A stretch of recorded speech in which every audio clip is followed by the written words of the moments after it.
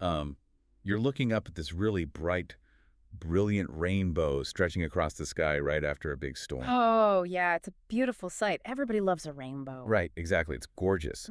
But then you look down at the ground below it, and there's no shadow. None at all. Nothing. Just grass. Which, according to the strict fundamental laws of physics, every single object that is illuminated by a light source absolutely has to cast a shadow. I mean, that is just how the universe works. It's non-negotiable. Exactly, non-negotiable. So when you or your brain is confronted with something that just totally breaks that fundamental law, what does your brain actually do? It panics, usually, or it tries to invent a reason. Right. And according to this incredibly fascinating 2026 children's book from Croatia that we're looking at today, the only logical scientific explanation for that missing shadow is a unicorn. Which, I mean, let's be honest, sounds completely absurd on the surface. Really absurd. We are trained as adults to think of unicorns as pure fantasy, right? Just a total retreat from logic. But what we're going to unpack today is that the invention of that unicorn is actually, it's one of the most sophisticated cognitive leaps a human mind can make. Wow, Yeah, it is literally the birthplace of the scientific method. that is wild. Yeah. Welcome to the deep dive, everyone. Today, we are opening up a massive stack of research notes, translations, visual materials, all centered around this one specific picture book. And it's a very unassuming book at first glance. Extremely. It was published in Croatia, written by Lana Zmijerovic, and it's titled Kako uloviti džinu džinu, which translates to How to Catch a Rainbow Shadow. And I have to admit, I mean, when I first looked at the source materials for this deep dive, I was a little skeptical. I don't blame you. Most people would be. Yeah, because it's literally a 32-page picture book. It has these very soft watercolor illustrations, fluffy clouds, a little girl looking out a window, a yellow house. Very standard children's lit tropes. Exactly. Yeah, it feels like the kind of gentle, rhyming bedtime story you just read to a 3-year-old to, finally get them to go to sleep. It absolutely does feel that way. The aesthetic is incredibly soft, very lyrical, and entirely unpretentious.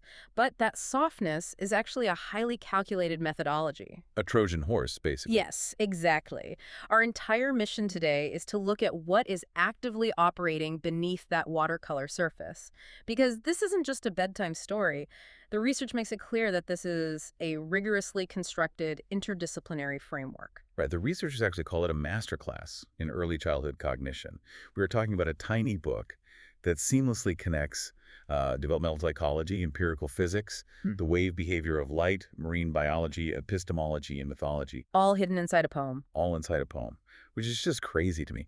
But I think that's why this is so deeply relevant to you, the listener. Absolutely. Because whether you are an educator trying to design a better curriculum or, a parent trying to understand your toddler's brain, or even just a professional in any field dealing with complex problem solving, you really have to understand how the human brain processes reality. Right. How do we take these massive, terrifying, abstract concepts about the physical universe and translate them into something the mind can actually hold on to? Yeah, without the brain just totally short-circuiting. Exactly. How do we build a brain that doesn't just panic when it encounters the unknown, but actually gets curious? That's the core of it, isn't it? Dealing with the unknown. But, before we can even talk about the unknown, before the book introduces magic or breaks the laws of physics with this shadowless rainbow, it has to spend a significant amount of time building the known. You have to have rules before you can break them. Right. So let's look at how the author actually does this, because it's incredibly methodical. We meet little Lena, who is the protagonist. She's the observer in this experiment, basically. Yeah, our lead scientist. And the text immediately establishes this rigid empirical law. The sun casts white light, and every single object touched by that light casts a shadow. Period. No exceptions at all. No exceptions. And she doesn't just say it once and move on. The book meticulously lists these observations over and over. We see a single daisy in a field, a courgette, and the illustration points out its tiny shadow. Right, it's very explicit. Then we see a large green tree casting a much bigger shadow.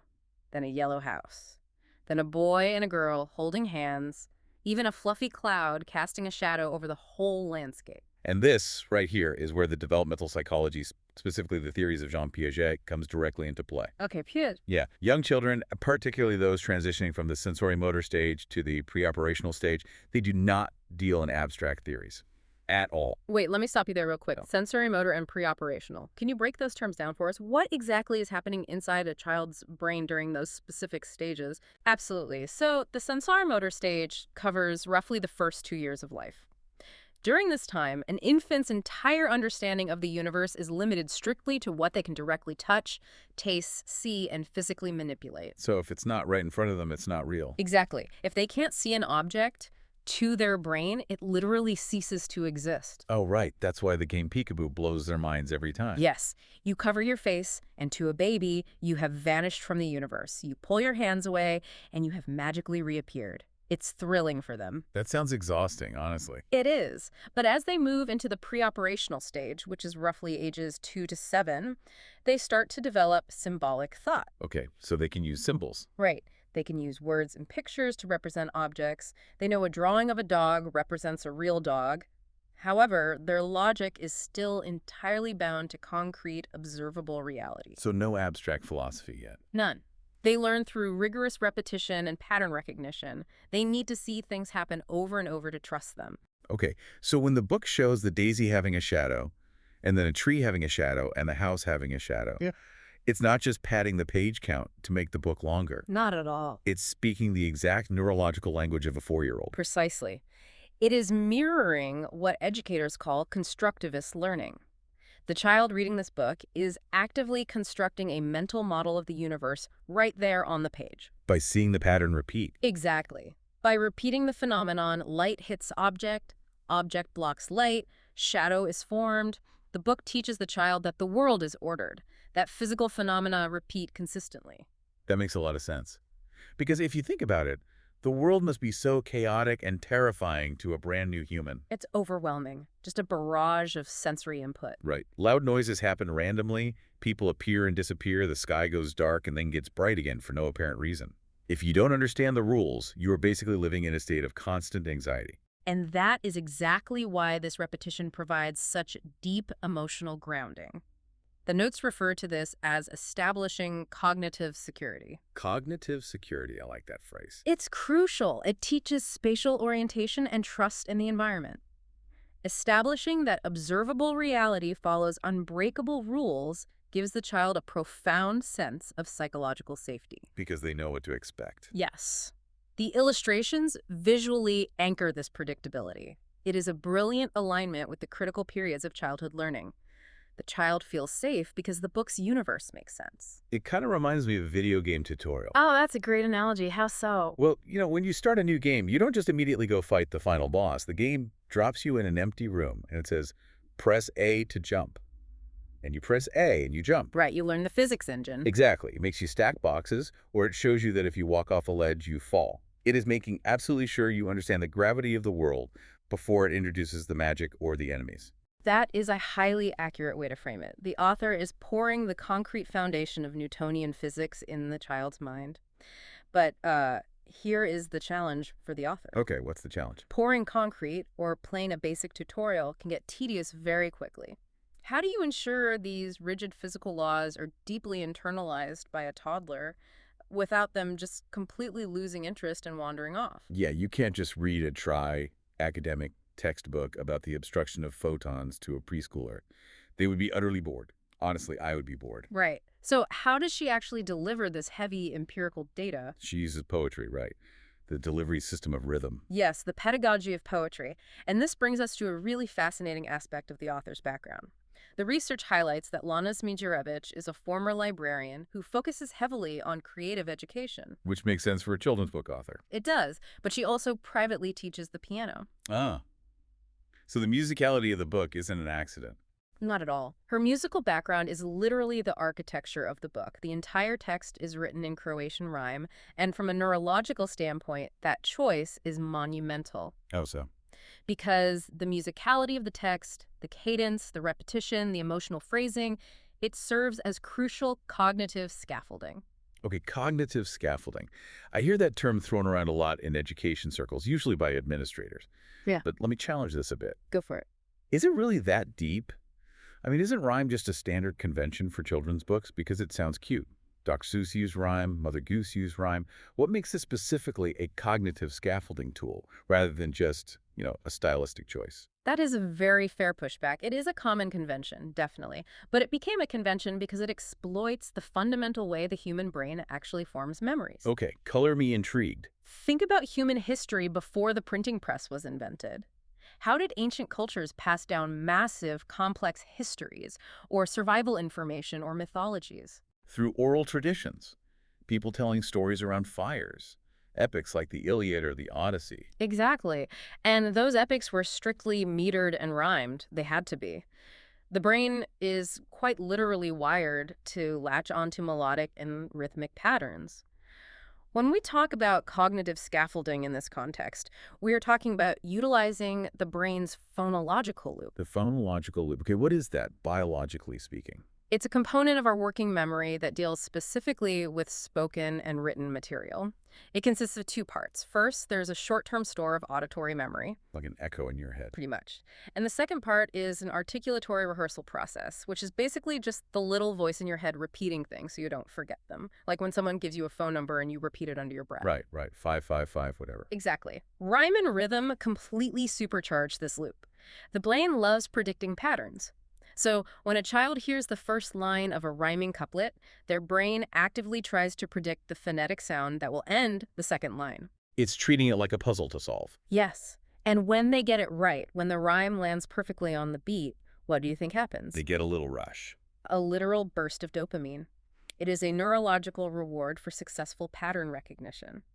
This dopamine release physically strengthens the synaptic connections associated with that memory. Wow. So, by transforming abstract, cold concepts like the behavior of light and the creation of shadows into emotionally memorable, rhythmic patterns, the author is basically hacking the child's memory system. That completely changes how I look at this. It's almost stealthy. It is entirely stealthy. The child is developing phonological awareness and internalizing foundational concepts of physics long before they will formally encounter those subjects in, say, a middle school science classroom. It's literally a Trojan horse. Exactly. Think about it from the perspective of you, the listener, right? Right. Imagine you're trying to learn a new coding language or a complex new skill at work. If someone just hands you a dry spreadsheet of raw data, your brain resists it. It's exhausting to look at. You immediately want to stop. Right. But if you wrap that data in a compelling narrative, or in this case, the comforting melodic structure of a lullaby, the brain lowers its defenses. The rhythm signals to the child, hey, you are safe. This is just a fun song. Yes, it creates emotional safety. And while their guard is totally down, they are absorbing empirical physics. That is brilliant. It really is a perfect summation. They achieve emotional safety, and through that safety, the text behaves musically to deliver complex ideas. The book functions simultaneously as literature, oral storytelling, and scientific instruction. Okay, so let's recap where we are in the narrative of the book itself. Good idea. We have built this beautifully safe, predictable world. The child knows that the sun casts white light, and that light creates a shadow behind every solid object. The flower has one, the tree has one, the house has one. Reality is secure. And the rhythmic poetry is giving them these little hits of dopamine, lulling them into a state of total cognitive security. They trust the book. They trust the rules of the universe. And that is precisely the moment when the book shatters those rules. Boom! The rug gets pulled. Completely. This is where the story shifts dramatically. Right. We reach a major turning point. The weather changes. The text describes the sky kind of breathing with colors as raindrops begin to fall. The sun shines through those drops, and this massive, beautiful rainbow appears. Which is a completely natural, observable phenomenon. It's something every single child will eventually see in the real world. Right. It's not a spaceship, it's weather. But little Lena, who has just spent the entire first half of the book meticulously observing that every single thing in the universe casts a shadow, she looks down at the ground beneath the rainbow. And what does she see? She notices something impossible. The text explicitly says, Dugin luk shiena ne prati, which means the rainbow's arch is not followed by a shadow. And here we reach the absolute crux of the entire educational framework. This is the anomaly. The glitch in the matrix. Yes. How does a developing mind handle a sudden, inexplicable break in established empirical laws? I mean, it has to be terrifying on some level, right? It's like if you dropped your coffee mug right now, and instead of shattering on the floor, it just hovered in midair. Yeah. It completely breaks the mental model. It does. Psychologists refer to this exact kind of moment as a developmental rupture. Up until this specific moment in the text, every physical interaction appeared completely stable. Reality behaved itself. But the rainbow, appearing without a shadow, creates massive cognitive tension. It introduces what we call epistemological uncertainty. Okay, epistemology. Let's remind everyone exactly what that means in this context, just so we are totally clear on the stakes here for the child. Of course, epistemology is the branch of philosophy concerned with the theory of knowledge. It asks the big questions. How do we know what we know? What actually justifies our beliefs? Okay. Up until the rainbow appeared, Lena's epistemology was perfectly stable. Her internal monologue was basically, I know objects have shadows because I have observed it repeatedly. The evidence supports the theory. But suddenly, what she knows to be true is directly contradicted by what she is currently observing. Exactly. Her entire system for understanding truth just crashed. It did. And think about how profoundly important this is for a child's psychological development. It forces them out of that concrete observation phase we talked about earlier. Right. They can no longer rely just on what they see and categorize. The rule is broken, so they are violently pushed toward abstraction and imaginative searching. It's the exact historical moment where classical Newtonian physics failed humanity. Oh, that's a great connection. Let's unpack that. Well, if you think about scientists at the turn of the 20th century, they thought they had a perfect clockwork model of how the universe worked. Physics was supposedly almost solved, Right, Newton had laid it all out. but then they started looking really closely at light at the quantum level. Hmm. And they realized light behaves as both a wave and a particle depending on how you measure it. It made no sense. The old rules just didn't work anymore. The scientific community had a collective developmental rupture. Exactly. It forced them to invent a whole new kind of physics quantum mechanics. The old system couldn't contain the new observations. That is a brilliant parallel. The shadowless rainbow is Lena's first encounter with a phenomenon that cannot be fully explained through her previously established concrete rules. She is experiencing the transition from classical, observable physics to complex, abstract phenomena. So what does she do? Because I feel like a lot of kids, and honestly, let's be real, a lot of adults in the workplace, when they're confronted with a total breakdown of their established systems, they just panic. Or they go into denial. Exactly. They ignore the data, they pretend the rainbow isn't there, or they try to force the old rules to fit even when they clearly don't. But Lena doesn't do that. She doesn't panic, and she doesn't ignore it. She engages in scientific inquiry. She really does. She applies pure logic. The text explicitly declares, Dugane J Svar, Dugane J Primet, meaning the rainbow is not a thing. The rainbow is not an object. Which is an incredibly sophisticated deduction for a child to make. She recognizes that she cannot categorize the rainbow alongside the daisy or the tree. And it is scientifically accurate. Right, a rainbow is not a physical object. It is an optical phenomenon. You can't touch it. Exactly. But she still needs to figure out why there is no shadow. The human mind just absolutely hates a vacuum. It has to bridge the gap in understanding somehow. So Lena goes through this wonderful, slightly absurd process of elimination. I love this part of the book. It's so good. She tries to categorize the rainbow against things she already knows. She thinks, well, it's not a man walking. It's not a fish swimming in the sea. It's not a sleeping crocodile. The sleeping crocodile. It's not a colorful scooter. It's not a smiling rhinoceros. She just goes down this list. It's funny, but structurally, she's essentially running through a mental database of solid physical things that absolutely would cast a shadow. And since none of them fit the data she is observing with the rainbow, she realizes she has to invent a completely new category. She has to form a hypothesis. And what hypothesis does she formulate? What is her conclusion? She says, no mucha jednorog. Maybe it's a unicorn. A unicorn. Yeah. She decides that maybe a unicorn knows the secret of the rainbow. In her mind, a magical creature with a rainbow tail is the only logical explanation for a shadowless phenomenon. And the best part is, she actually names this imaginary unicorn Sharjana. Which translates to shadow. Right, she names the unicorn Shadow. Now, this is where we have to pause and really analyze what is happening beneath the text. Because on the surface, to a casual reader, this just looks like a standard retreat into fantasy. Right, and I was just going to say that, let me play devil's advocate here for a second. Please do. A skeptical parent or educator looking at this book might say, well, the author spent all this time building up real physics and rules, but when the science got too hard to explain to a toddler, she just gave up. She threw her hands up and said, oh, it's magic. She abandoned the scientific method for a fairy tale. Right, it feels like a cop-out. Exactly. How is inventing a unicorn not just a total failure of empirical education? It is a totally valid question, but viewing it as a failure completely misunderstands the actual history of human scientific progress. Inventing the unicorn is not an abandonment of the scientific method. It is literally the very first step of it. You're going to have to elaborate on that.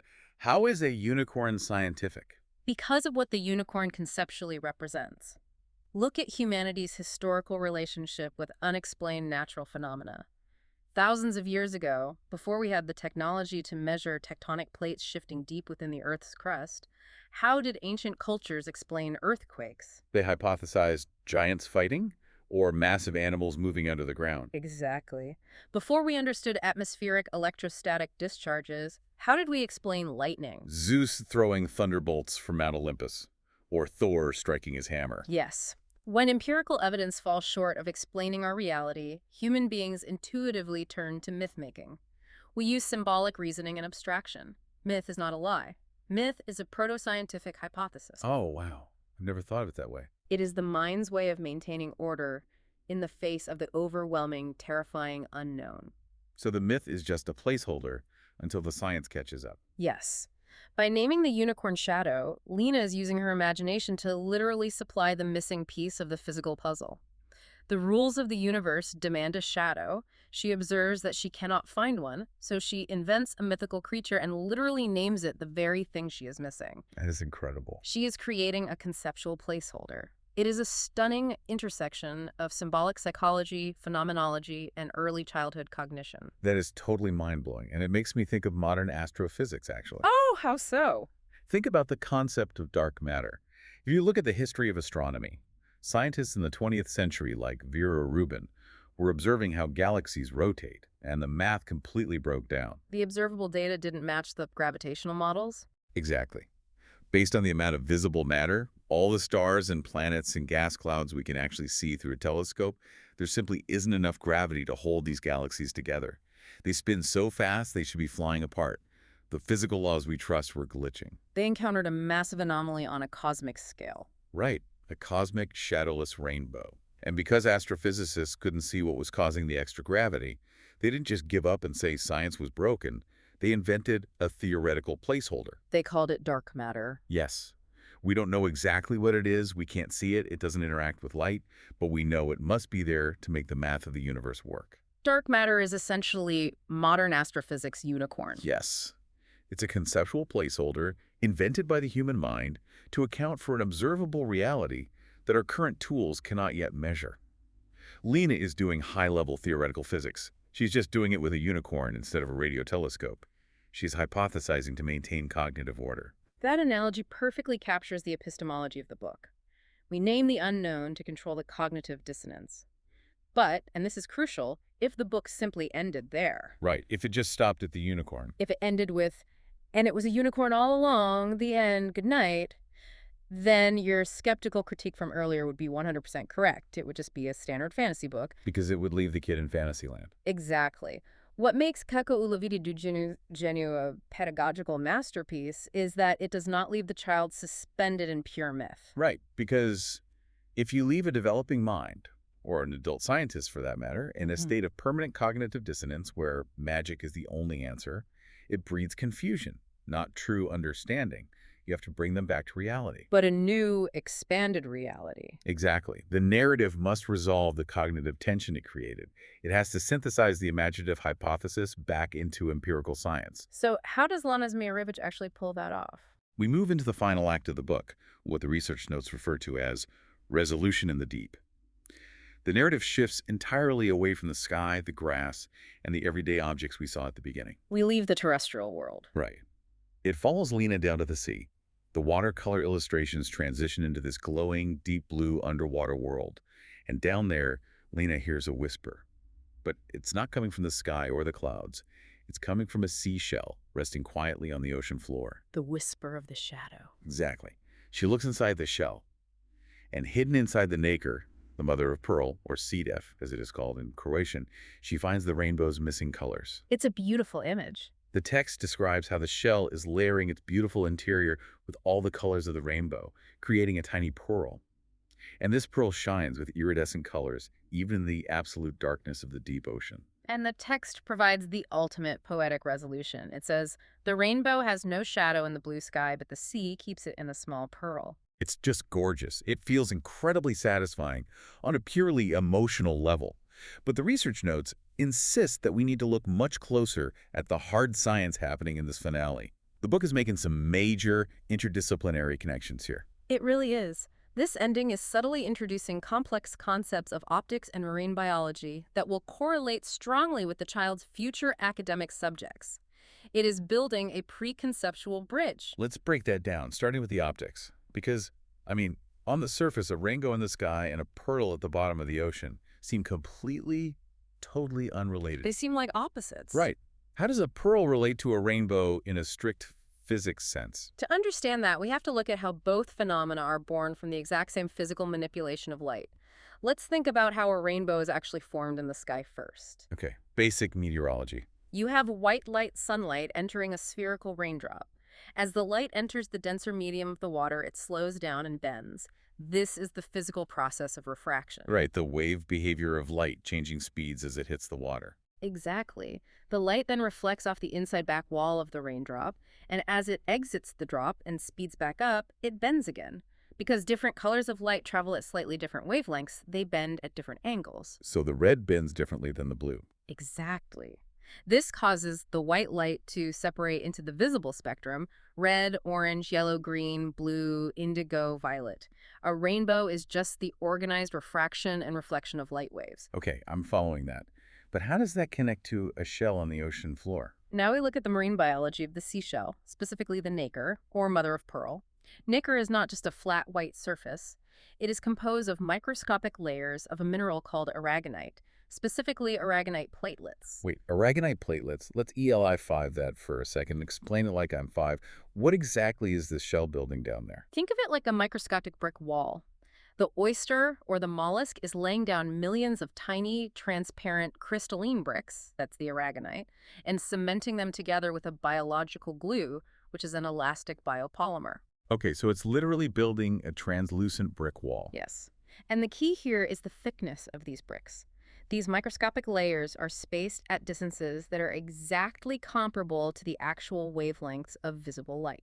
Oh, wow. So they are naturally tuned to the size of a light wave. Exactly. So when light hits the inside of the shell, it doesn't just bounce off the top surface like a regular mirror. Some light reflects off the top layer, but some light passes through the transparent brick and reflects off the second layer and the third and the fourth. And as these reflected light waves bounce back out, They crash into each other. and what happens when they crash? It causes what physicists call constructive and destructive interference. Some colors are amplified and some are canceled out, depending on the exact angle you look at it. Which creates that shimmering effect. Yes. This phenomenon is called structural coloration. It is the exact same physics that makes a peacock's feather look iridescent, or a soap bubble shimmer with colors. The shell is literally capturing, bending, and separating the light spectrum, exactly like a billion tiny raindrops. That is staggering. So when the book says the shell is holding the rainbow's colors, it is not just being poetic or figurative. Not at all. It is scientifically, empirically accurate.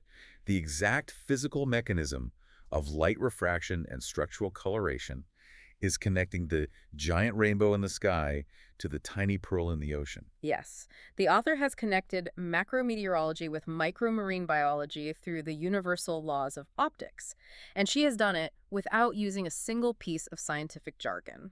But there's another layer here too, isn't there? The book emphasizes that the pearl shines even in the dark depths of the ocean. How does that tie into visual arts and color theory? It bridges directly into arts education. Through this image of the pearl shining in the dark depths, the child is being exposed to the fundamental concepts of color theory. Like primary and secondary colors. Exactly. They're learning about white light as the totality of all visible colors and darkness as simply the absence of light. They're seeing tonal variation and perceptual aesthetics. The book demonstrates that light and color can be contained, reflected, and organized even without the direct, overwhelming presence of the midday sun. The child experiences the absolute wonder of light refraction on a purely emotional level through the image of the pearl. And they do it years before they will ever have to sit in a sterile physics classroom, look at a textbook, and calculate the refraction angle of a photon. And that sequencing is the ultimate pedagogical power of the book. First, you encounter the wonder emotionally. You feel the deep mystery of the missing shadow. You feel the cognitive tension of the anomaly. And then the resolution. Exactly. You feel the profound beauty of the resolution when the colors are found in the shell. That emotional imprint is permanent. It ensures that later in life, when you finally learn the cold, hard, mathematical science of structural coloration, it isn't dry. It isn't boring. It is deeply connected to a primal memory of wonder. It makes the science feel alive. It gives the math a soul, basically. Exactly. You are synthesizing the known with the unknown, preparing the child's mind to approach future scientific complexities not with fear, but with aesthetic appreciation. So bringing this all together, we started this deep dive looking at what seemed like a very simple, soft watercolor book about a little girl, a rainbow, and a unicorn. Right, a standard bedtime story. But when you step back and look at the entire architecture of Kakaʻūlawiri Duginu's Shano, it's doing something absolutely monumental. It Yeah. successfully unifies the two halves of the human experience. It unifies the empirical and the aesthetic. Yes. On one side, you have the empirical reality, right? The strict, unbroken rules of observable physics, the geometry of light and shadow, Keage's stages of concrete development, the scientific method of hypothesis, and the optical reality of aragonite platelets. A very heavy scientific load. But on the other side, you have the aesthetic reality, the emotional safety of poetry, the neurological dopamine loop of rhyme, the history of human mythology, and the creative leap of inventing a unicorn. And what Lana Znujarevic is teaching the child, and quite frankly, teaching any adult who is paying close enough attention, is that science and wonder are not opposites. They are the exact same thing, viewed through different lenses. Science is just wonder with a methodology. And wonder is just science waiting for better tools to explain it. To fully understand reality, you absolutely need both. You do. You need the rigid, concrete observation of the sun casting a shadow on a daisy so you have a baseline of truth. But you also need the wild, imaginative leap to hypothesize a unicorn when you see a rainbow that breaks those rules. This deep dive truly highlights why works of art intended for young children deserve our most intense critical attention. As adults, we often dismiss children's literature as simple or easy merely because the vocabulary is accessible. We totally write it off. But creating true accessibility requires absolute mastery. To distill the history of scientific thought, the foundations of epistemology, and the complexities of optical physics into a rhyming couplet about a seashell, that requires a profound command of both the subject matter and the architecture of the human mind. It really is a rigorously structured educational tool. It uses Piaget to build a safe world. It uses the mnemonic power of music to hardwire that world into the child's brain. And then it introduces a calculated glitch to stretch their understanding of reality forever. It's brilliant. And I think it leaves us with something quite profound to consider about our own adult lives. It definitely does. Because if you think about your own life right now as you're listening to this, think about how you operate at work or in your relationships. In our fast-paced modern lives, we are completely driven by hard data. We want certainty. We want metrics, we want predictable outcomes, we are constantly drowning in information overload. We demand that every single action has a perfectly predictable reaction. We demand that every object casts a predictable shadow. We constantly crave that baseline of reality. We want to stay in the tutorial level where everything makes sense because it feels safe. But maybe this book is a reminder that living entirely in the safe, predictable world means you never actually grow. You just repeat the same patterns over and over. Perhaps true intellectual growth, true innovation, true problem-solving, true meaning-making only happens when we are brave enough to look for the shadowless rainbows in our own fields of work. We have to actively look for the anomalies we cannot explain with our current data set. Exactly. Those terrifying, beautiful moments where the rules fail, where the math breaks down, where the shadow is simply missing. Because when you encounter those unexplained glitches in your own life, you have a choice. You do. You can panic, you can pretend it isn't happening, and you can stubbornly demand that the old rules apply. Or you can do what little Lena did.